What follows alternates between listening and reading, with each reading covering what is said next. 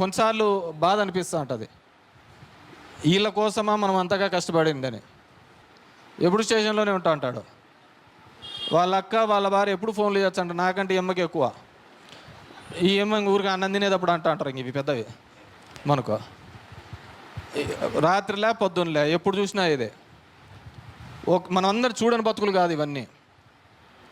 ఈ దీంట్లో కూడా ఈ వార్డులో కూడా రాము కూడా 2019 ముందు పార్టీలో చేర్పించుకునేటప్పుడు ఆ రోజు మనం చెప్పడం జరిగింది చైర్మన్ ఇస్తామని చెప్పేసి. దాని తర్వాత జరుగుతున్న పరిక్రమంలో చాలామంది వచ్చి చెప్పినారు ఇవ్వద్దండి అతనికి ఇవ్వద్దండి అని చెప్పేసి. అయినా కానీ నేను ఆ రోజు మాట చెప్పాను, ఆ మాటకు కట్టుబడి ఖచ్చితంగా నేను చేసి తీరాల్సిందే, చేసి తీరినాను కూడా. ఎందుకంటే మనల్ని నమ్ముకొని వచ్చిన తర్వాత వాళ్ళు ఎటుంటారో మనకు అనవసరమైన విషయం. మనం ధర్మం పాటించాలి అనే ఉద్దేశంతో నేను ఖచ్చితంగా వాళ్ళందరికీ కూడా న్యాయం చేసినారు. తర్వాత వాళ్ళ దారిని వాళ్ళు చూసుకున్నారు అనుకోండి. ఎందుకు చెప్తున్నానంటే ఇట్స్ వెరీ టఫ్. నేను మా పురుషోత్తంని చెప్తూ ఉంటా, 2009లో నాకు పురుషోత్తం అప్పటి నుంచి కూడా నేను వచ్చిన రోజు నుంచి నా వెంట నడిచినవాడు. 2009లో వాళ్ళ అన్న సదా నిలబడినాడు పిఆర్పికి సదా నిలబడితే సదాని విపరీతంగా ప్రెజర్ చేసినాడు. ఆయన వాళ్ళ ఇళ్ళల్లోంచి వెలివేసిన సందర్భం. కానీ నా కోసం, రాజశేఖర రెడ్డి గారి కోసం గట్టిగా నిలబడడం జరిగింది. మాకు తోడుగా ఉండి గట్టిగా నిలబడడం జరిగింది. ఆయన ఇంతవరకు అన్నట్టుగా నెక్స్ట్ నువ్వేనుగా దాంట్లో నాకు నిజంగా తప్పు, నేను చేయలేకపోయినా అయిపోయినా. ఈసారి మందు ఉండాలి, ఈసారి నెంబర్ అతనికే తగిలిందిలే అనుకోండి.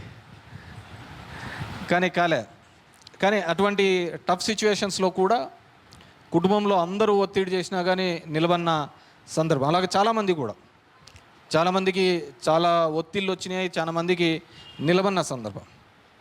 రాజకీయాల్లో అన్నాక మన క్యారెక్టర్ మనం నిలబడకపోతే దానికి బతికినా సచ్చినా ఒకటే. నాకు ఈ ప్రభుత్వం పోయిన తర్వాత చాలా పార్టీల నుంచి చెప్పినారు, మీరు కూడా చూసింటారు, రేపు దాంట్లోకి పోతాడంట, మన్నాడు దాంట్లోకి పోతాడంటే.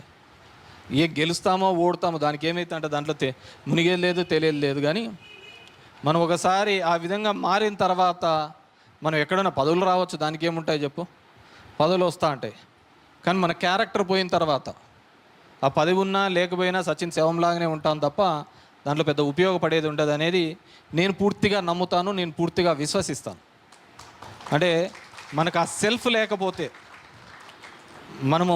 మనకు సొంతంగా క్యారెక్టర్ లేకపోతే జరుగుతున్న పరిణామాలకో దీనిలకో లొంగుతా పోతూ ఉంటే ఇంకా వేరేది అయ్యేది ఉండదు. కాబట్టి ఈరోజు అందరూ కూడా ఆ విధంగా నిలబడినారు. నిన్నటితో మీ టెన్యూర్ అయిపోయింది. సో ఎలక్షన్లు 3 నెలలు పెడతాడా, 4 నెలలు పెడతాడా, 6 నెలల్లో పెడతాడా చంద్రబాబు నాయుడు గారు, ఆ రిజర్వేషన్లు ఎట్లుంటాయో అది ఏ విధంగా పోతాయో తర్వాత విషయం. కానీ మనమందరం కూడా, మీరందరూ కూడా చూసుకోవాల్సింది, ఆలోచించాల్సింది, నిజమైన నాయకత్వం అధికారంలో కంటే కూడా ప్రతిపక్షంలో ఉన్నప్పుడే మన నిజమైన నాయకత్వం బయటపడుతుంది. మన ప్రతిపక్షంగా ఒక లీడర్గా ఎదగాలి అనుకుంటే, ఒక లీడర్గా ఎమర్జ్ కావాలి అనుకుంటే అది ఒక ప్రతిపక్షంలోనే ఉంటాం తప్ప పాలకపక్షంలో అంత మంది ఉంటే చిటికేస్తే పలికే వాళ్ళు ఉంటారు, చెప్తే ఆ పలికే ఏమైనా చేసే ఆఫీసర్లు ఉంటారు, మంది అంతా సర్వస్వంగా కనపడుతూ ఉంటుంది. కానీ ఆ నిజమైన రంగులు ఎప్పుడు కనపడతాయి, నిజమైన ఒక ఇది ఎప్పుడు కనపడతాయంటే అది కేవలం మనం ప్రతిపక్షంలో ఉన్నప్పుడే మన ప్రపంచాన్ని నీట్గా బాగా కనపడతాయి. ప్రపంచంగానంతా మనం బాగా స్పష్టంగా ఎప్పుడు కనపడతాయంటే ఎవడెవడు ఎలాంటి వాడు, ఎవడెవడు ఎలాంటి క్యారెక్టర్ ఫెలో, ఎవరెవడు ఎలాంటి క్యారెక్టర్ లెస్ ఫెలోస్ అనేది మనం చూడాలి అంటే అది కేవలం ప్రతిపక్షంలోనే తెలుస్తాయి. ఆ ప్రతిపక్షంలో మనం అందరం కూడా గట్టిగా ఫైట్ చేయాల్సిన అవసరం ఉంటుంది. ఎందుకంటే ఎస్ఐఆర్ వస్తుంది. ఈరోజు పొద్దున్నే వచ్చేటప్పుడు చూసిన కిమ్ము 99.3 ఓట్ల మెజార్టీతో గెలిచినాడంట.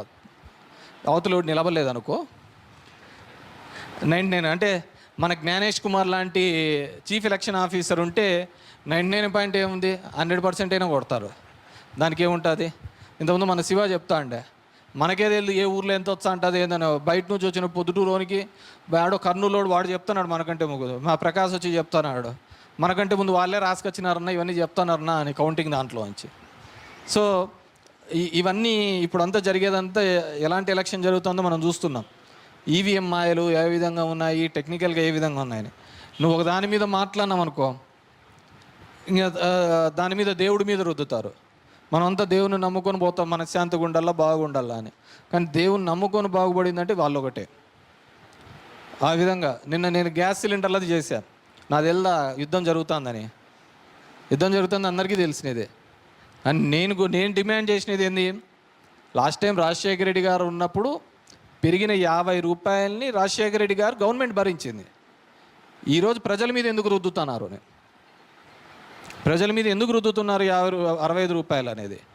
గతంలో డాలర్ వాల్యూ, బ్యారెల్ వాల్యూ ఎంత ఉందో ఎందుకు డీజిల్ రేట్లు పెట్రోల్ రేట్లు పెరిగినాయి అనేది నా క్వశ్చన్. సో కాబట్టి ఇవన్నీ కూడా మనమందరం కూడా రాబోయే ఈ 3 సంవత్సరాలు కూడా, ఇంతకుముందు చెప్పా, ఇంక మూడు న్యూ ఇయర్లు అయిపోయినాయి, ఇంక మిగిలినది 2 న్యూ ఇయర్స్. దానికేమి అది అలా మనకు తెలిసి తెలియకుండానే 3 సంవత్సరాలు అయింది, మీ 5 ఏళ్ళ టైం కూడా అయిపోయింది. సో మనమందరం కూడా ఆ విధంగా ప్రజల తరపున పోరాడాలి, ప్రజల తరపున నిలబడాలి. వాళ్ళ కష్టంలోనూ ఇబ్బందులోనూ కూడా మనం వాళ్ళకు తోడుగా ఉండాల్సిన ఆవశ్యకత ఉంది. కాబట్టి మీ అందరినీ కూడా ఈరోజు వైఎస్ఆర్ కాంగ్రెస్ పార్టీకి నాకు తోడుగా నిలిచిన మీ అందరికీ కూడా మరొకసారి పేరు పేరున ధన్యవాదాలు తెలియజేసుకుంటున్నాం. ఈ గుడ్ మార్నింగ్ ధర్మవరం అనే కార్యక్రమం కొత్తగా మిగతా వాళ్ళకు ఉండొచ్చు, కానీ మనకు అంతా పాతదే. నేను రోజు తిరిగేవాడిని, సుప్రియ తిరిగేది, కృష్ణ తిరిగేవాడు. రోజుకు మన కాల్ సెంటర్ నుంచి 1000 మందికి ఫోన్లు పోయేటివి. ఏమ్మా ఏదైనా సమస్య ఉందా అని, ఎవడైనా మిమ్మల్ని డబ్బులు అడుగుతున్నాడా అని చెప్పేసి అని ప్రతిదానికి పోయేవాళ్ళు. మేము అడిగేవాళ్ళం, మా ఆఫీస్కి వచ్చేవాళ్ళు. ఎక్కడే కానీ ఒక ఇబ్బంది జరగకూడదు అని చెప్పే చేసేవాళ్ళు. మా గుడ్ మార్నింగ్ ధర్మవరంలో చాలామంది కౌన్సిలర్లు మేము వచ్చినప్పుడు వాళ్ళు ఏదో ఒకటి అడుగుతారు, ఈ అప్పు ఏదో మా దిక్కు బిర్రుగా చూస్తాడు ఇవని చెప్పేసి చాలామంది సమస్యలు లేకుండా మీరే చేసుకుంటూ పోయినారు. నేను ఒకరోజు ముందు వచ్చానంటే ముందు రోజే అన్నీ ఏది లేకోకుండా ఆడ చేసుకునే కార్యక్రమానికి వచ్చినారు. ఆడ వాళ్ళు ఏదో అంటాం, నేను ఏదో ఒకటి వాళ్ళని అనడము, అది చూసి వాళ్ళు మిమ్మల్ని అనడం, ఎందుకు ఇవన్నీ అని చెప్పేసి. సరే, మనం 6:30కు తిరుగుతూ ఉంటుంది. అది ఎట్లా తయారైందంటే పోయే కొద్దీ వానికి సమస్యలు ఏంది లేవు, వానికి ఏదైనా ఉన్నాయి మనం అడిగేవాళ్ళం.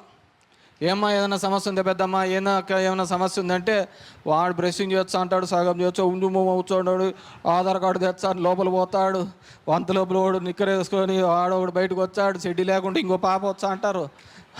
ఇవన్నీ చూసి మా పుణ్యకాలం అంతా 20 సంవత్సరాలు దీనికే అయిపోయింది. అంటే ఎందుకు చెప్తున్నా అంటే 20 years ఆఫ్ మై వాల్యుబుల్, నా లైఫ్లో ఉన్న 20 సంవత్సరాల యొక్క వాల్యుబుల్ లైఫ్ నేను ఇదే ధర్మవరంలో ఇక్కడే తిరుగుతూ ఇక్కడే చేసుకుంటూ అయిపోయిన సందర్భం.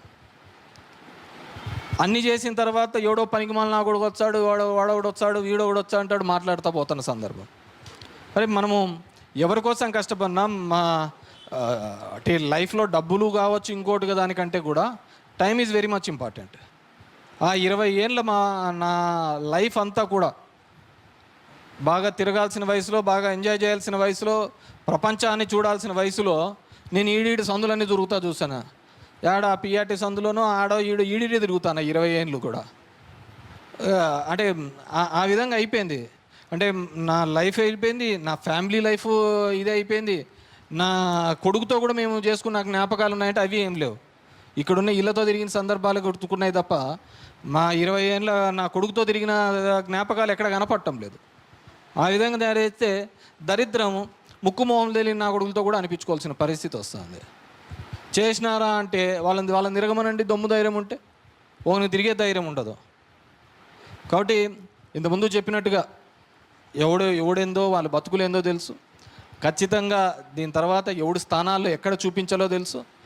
మళ్ళీ ఇలాంటి మాట్లాడాలన్నా ఇలాంటివి చెయ్యాలన్నా ఇంకొక 5-6 టర్మ్స్ ఈ ధర్మవరానికి అలాంటి మాట్లాడే మాటలకు అలాంటి కారకూతలకు ఇంకొక 20 సంవత్సరాలు మళ్ళీ ఆ నోరెత్తుకోకుండా సమాధానం చెప్పే రోజులు కూడా తొందరలోనే ఉంటాయని చెప్పేసి తెలియజేసుకుంటూ, రాజకీయాల్లో ఏ రోజు కూడా క్యారెక్టర్ పోకుండా ప్రజల కోసమని పాటుపడతా వచ్చినాము.